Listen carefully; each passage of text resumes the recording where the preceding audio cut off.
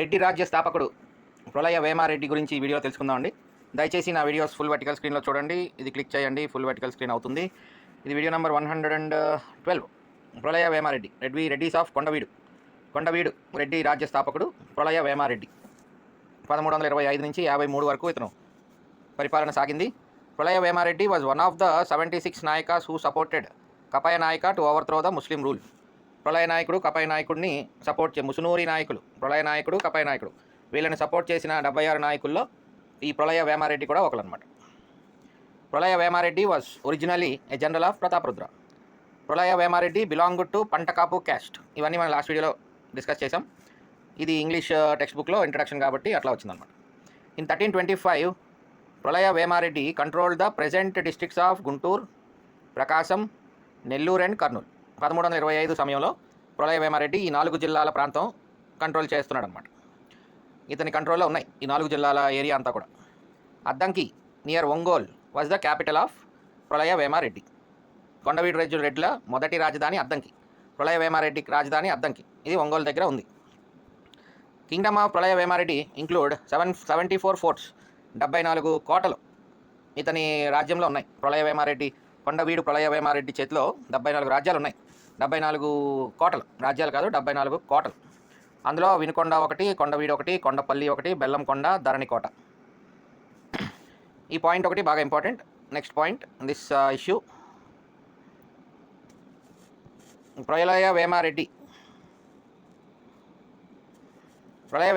earned the gratitude of some thousands of pilgrims by building steps to the great shrine of God Mallikarjuna on Srisailam and of God Narsimha on Ahobilam and for descent to the Patala Ganga on the Krishna river at Srisailam. వీటికన్నిటికీ కూడా మెట్లు కట్టించడం జరిగిందండి. సోపాన పంక్తులు అంటారు తెలుగులో. ఈ మెట్లన్నీ కట్టించి కొండల మీద ఎంతోమంది పిల్గ్రిమ్స్ని తెలుగులో ఏమంటారు? యాత్రికులు. ఓకే, పిల్గ్రిమ్స్ వాళ్ళ అభిమానాన్ని జయించాడనమాట ప్రళయ వేమారెడ్డి. ఈ గాడ్ మల్లికార్జున, శ్రీశైలంలో గాడ్ మల్లికార్జున గురించి అతని స్టెప్స్ కట్టించి, అలాగే god Narasimha of Ahobilam and for descent to the Patala Ganga on the Krishna river of at Srisailam, అంటే కృష్ణానదికి వెళ్ళడానికి కూడా ఈ మెట్లన్నీ కట్టించి భక్తులు, పిల్గ్రిమ్స్ అంటే భక్తుల యొక్క అభిమానాన్ని సంపాదించాడు ప్రళయ వేమారెడ్డి. కొండవీడు రెడ్డి రాజ్య స్థాపకుడు. లైక్ అశోక ఈ planted trees on both sides on the roads and dug wells. నూతులు తవ్వించాడు, అలాగే అశోకుడిలాగా రోడ్లకు ఇటుపక్క అటుపక్క చెట్లు నాటించాడు. ప్రళయ వేమారెడ్డి ప్యాట్రనైజ్డ్ ఎర్రాప్రగడ. కవిత్రయం ఉన్నారు కదండి మనకి, నన్నయ్య, తిక్కన, ఎర్రన. అందులో ఎర్రన ప్రళయ వేమారెడ్డి ఆస్థాన కవి అనమాట. ఈయన అరణ్య పర్వాన్ని, మహాభారతంలో అరణ్య పర్వాన్ని తెలుగులోకి ట్రాన్స్లేట్ చేయడం జరిగింది. అలాగే ఎర్రాప్రగడ ఆల్సో రోట్ హరివంశం. ఇక్కడ చిన్న కన్ఫ్యూజన్, అంటే ఓవరాల్గా బాగా చదివితే కన్ఫ్యూజన్ ఏమి ఉండదు, బట్ కొంచెం ఓవరాల్ ఆంధ్ర హిస్టరీ చదువుతున్నప్పుడు హరివంశం హరవిలాసం అక్కడ మనకి ఒక చిన్న కన్ఫ్యూజన్ అరైజ్ అయ్యే అవకాశం ఉంటుంది. హరివంశం అంటే ఎర్రాప్రగడ, హరవిలాసం అంటే మాత్రం శ్రీనాథుడు అండి. అందులో ముఖ్యంగా హరవిలాసంలో శ్రీనాథుడు సముద్ర వ్యాపారాన్ని గురించి, అవచి తిప్పయ్య గురించి రాయడం జరిగింది. హరవిలాసాన్ని శ్రీనాథుడు అవచి తిప్పయ్య అనే ఒక పెద్ద బిజినెస్ మ్యాన్ ఉండేవాడు ఆ కాలంలో, అతనికి అంకితం చేయడం జరిగింది శ్రీనాథుడు. సో అది హరవిలాసం. ఎర్రాప్రగడ రాసింది హరివంశం. సో అది కొంచెం గమనించుకోండి. ఇది ఇంగ్లీష్ టెక్స్ట్ బుక్లో ఉన్న కంటెంట్. ఇప్పుడు మన అసలైన Telugu text book content same ఉంటుంది, కొంచెం ఎక్స్ట్రా ఉంటుంది. ప్రళయవేముడు మళ్ళీ స్టార్టింగ్ అనమాట. ప్రళయవేముడు క్రీస్తు శకం 1353 వరకు పాలించినట్లు అతని మణికేశ్వరం శాసనం సూచిస్తుంది. ప్రళయవేముడిది మణికేశ్వరం శాసనం. ప్రళయ నాయకుడిది ఎవరు? ముసునూరి రాజ్య స్థాపకుడు ప్రళయ నాయకుడు ఉన్నాడు కదా, అతనిది విలస తామ్ర శాసనం. ఇక్కడ ప్రళయ రెడ్డి రాజ్య స్థాపకుడిది మణికేశ్వరం శాసనం. సింగమనాయకుని మరణంతో రెడ్డి పద్మనాయక సంఘర్షణ ప్రారంభమయ్యింది. సింగమనాయకుని మరణంతోనే రెడ్డి పద్మనాయక సంఘర్షణ ప్రారంభమైంది. మనం ఆల్రెడీ పద్మనాయకుల గురించి ఒక వీడియో చేసాం, రెఫరెన్స్ వీడియోగా పెట్టుకోండి అని చెప్పాను. ఎందుకంటే మనకి తరచూ మనం రెడ్డి రాజులు డీటెయిల్గా చదువుతాం కాబట్టి, రెడ్డి రాజులు టోటల్ సెంచరీ అంతా కూడా వేలం నాయకులతో యుద్ధాల్లో ఉంటారు కాబట్టి మనకు ఆ రెఫరెన్స్ కొంచెం అవసరం అవుతుంది అన్నమాట. సింగమనాయకుని మరణంతోనే రెడ్డి పద్మనాయక అంటే రెడ్డి వెలమ సంఘర్షణ ప్రారంభమైంది. ఒక క్వశ్చన్ ఎక్కడో చూశానండి, అది కొంచెం గమనించండి. మనం ఆల్రెడీ ఆ లాస్ట్ వీడియో చూసాం. ఆ క్వశ్చన్ ఎక్కడ చూసానో గుర్తు రావట్లేదు, కానీ కమ్మ వెలమ సంబంధించిన యుద్ధం ఎక్కడ జరిగిందని ఎక్కడ చూశాను క్వశ్చన్ ఒకటి. లాస్ట్ వీడియోస్లో మీకు అది ఎక్కడైనా ఆన్సర్ ఫైండ్ అవుట్ చేయగలిగితే మీరు నాకు కామెంట్ సెక్షన్లో పెట్టండి. కమ్మ వెలమల మధ్య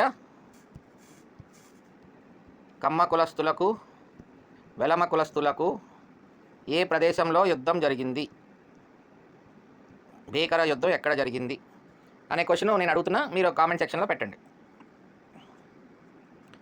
ఇక కొండవీడు విజయనగర రాజ్యాలు ఉద్భవించిన నాటి నుండి ఉభయుల మధ్య దక్షిణ తీరాంధ్రానికై ముఖ్యంగా పంటరెడ్ల జన్మభూమి అయిన పాకనాటికై పోరాటం ప్రారంభమైనట్లు కనిపిస్తుంది. అంటే కొండవీడు రెడ్లు విజయనగర రాజ్యాలు కూడా ఫైటింగ్ చేసుకుంటూ ఉన్నాయి. విజయనగర సామ్రాజ్యం ఎక్కువ రాజమండ్రి రెడ్లకు కొంచెం సపోర్టింగ్గా ఉందన్నమాట.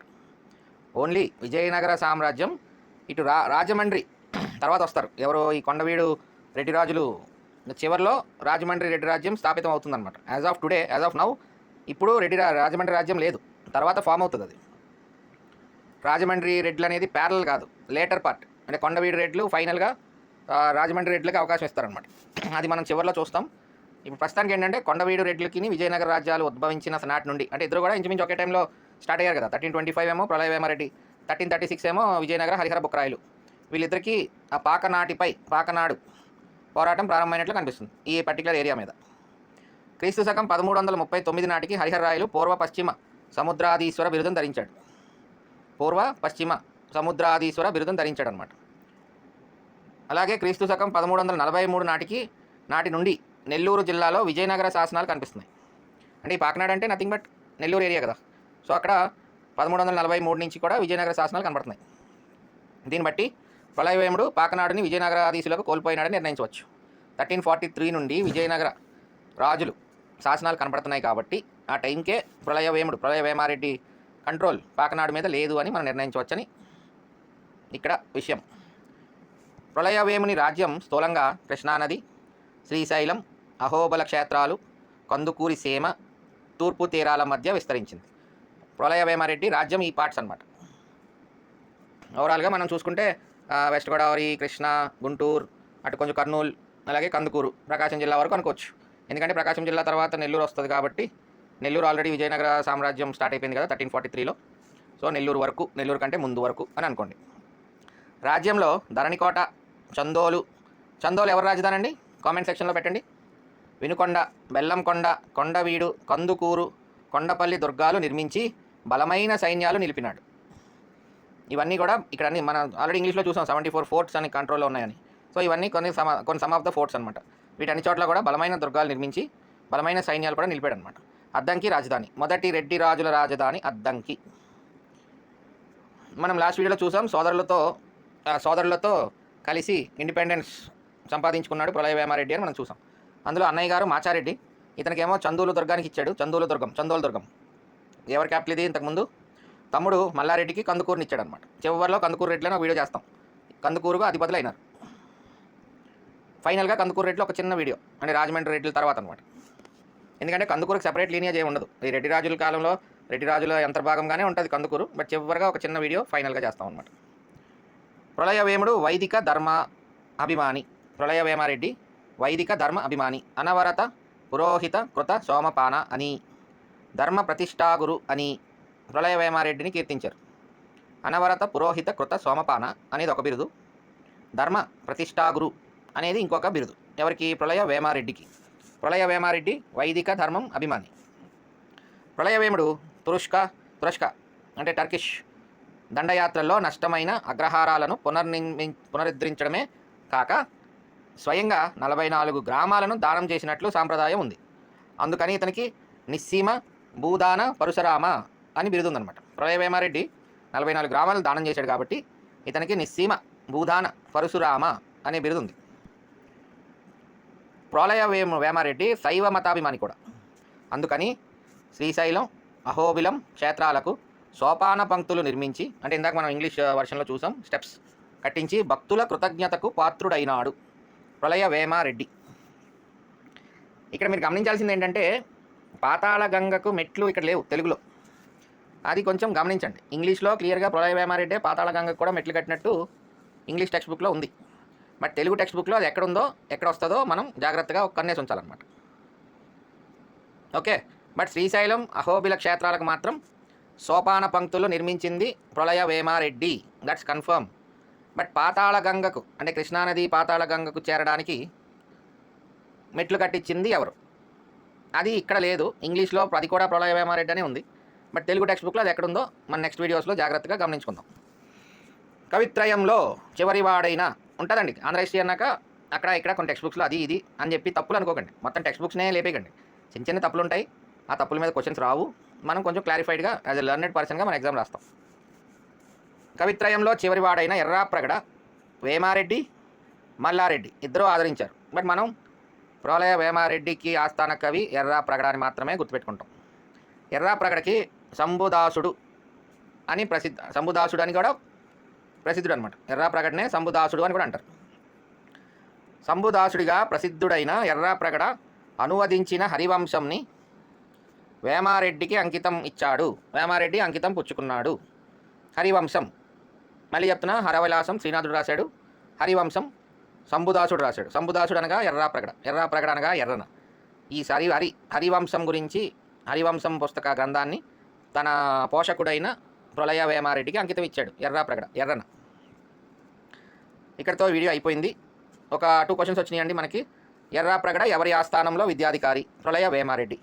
ఈ క్వశ్చన్ మాత్రం నాకు 2 టెక్స్ట్ బుక్స్లో కూడా దొరకలేదు. 2017లో అడిగాడు. రాచూరు దుర్గ విబాళ అనే బిరుదును ధరించిన రెడ్డిరాజు ఎవరు అన్నాడు. ఆన్సర్ అయితే ప్రళయ వేమారెడ్డి అని ఇచ్చారు. బట్ అక్కడ నాకు వన్స్ అగైన్ ఈ క్వశ్చన్ చూసిన తర్వాత again I referred the text books once again. But ఈ రాచూరు దుర్గ విబాళ అన్నది I didn't find in my, మరి ఎక్కడుందో 1, 2 మరి తప్పదు కదా. మరి ఆంధ్ర హిస్టరీ అనంతం ఇలాంటి బౌన్సర్లు వస్తూ ఉంటాయి. అందుకనే మనం 65, 70 వరకు ఏం చేస్తాం, 5 ఆ టైంకి మన అదృష్టం. మనం చదివిన దాంట్లోంచి వస్తే 75 out of 75.